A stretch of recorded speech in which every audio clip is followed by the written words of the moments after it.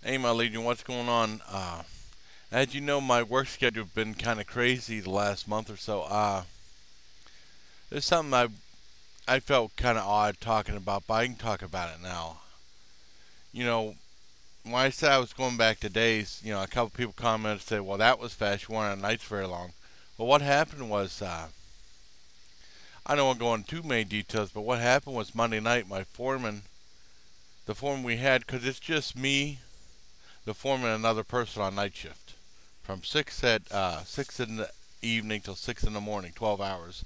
Monday night, Tuesday night, Wednesday night, and Thursday night.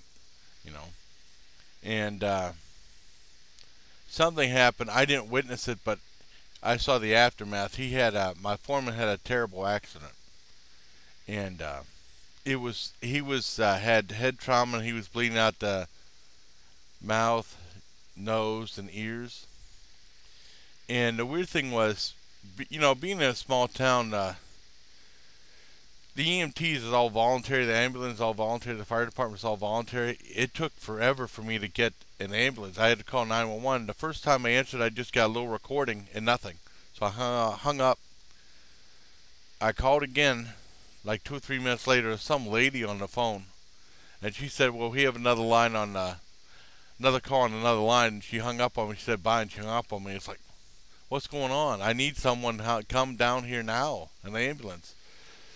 So I hung up. I tried calling up a couple. I had no answer, and then finally I got 911, and they answered my questions. I said, "We need an ambulance down here immediately because we have bad head trauma, and we need someone down here." It took like 15 minutes, and a cop showed up and saying that there was an EMT call, and I hung up. Well, that's because I couldn't get no answer. I said, "This guy needs an ambulance really bad. He's hurt bad." And it took another 5 minutes for the ambulance to finally show up. That's about 20 minutes. And the guy was really hurting. And thankfully, I was at the other end of the shop, and I wouldn't hear him calling for help or anything like that. The other guy was closer to where he was because the machines were really loud. Uh, and thankfully, he had training as an EMT, so he was really good, and he knew exactly what to do. I was freaking out. Uh, I still stayed somewhat calm, but I was upset. It was very upsetting. And they got him and they took him away, and he's in the hospital right now.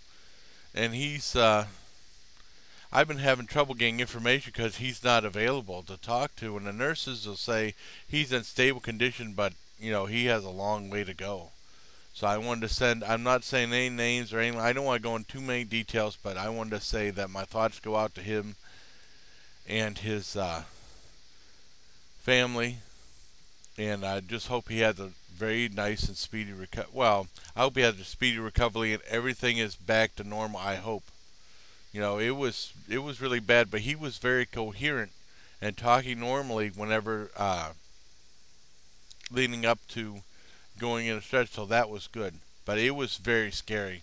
And the owner, we had to call up the foreman on first shift, and then he caught up the other side, and he caught up the owner of the shop, and the owner of the shop came down. This happened around 9 o'clock. He came down about a quarter to 10.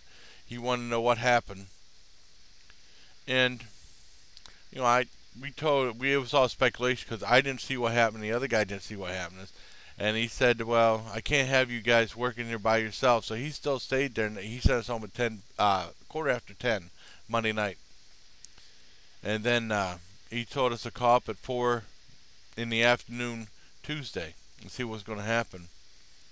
And apparently his secretary said, "Well, we want you to come in to work day shift from 8 to 6, Wednesday, Thursday, and then work Friday." We came in, and then owner was like, "What are you guys doing here?" And they said, "Well, we were told to come in." Then he told the secretary he just wanted us to work Friday because they had too many people, because they had people that replaced us when we went night shift. And then the secretary said, "Well, they didn't have enough people." And I said, "All right." So I worked 2 10-hour shifts, and then Friday we worked from 8 to 4.